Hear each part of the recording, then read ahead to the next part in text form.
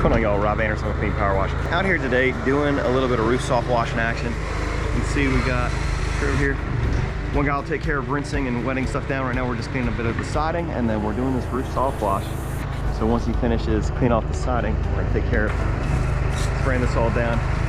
Doing a little bit of gutter clean out, blowout, whatever you want to call it at this point, making us look good.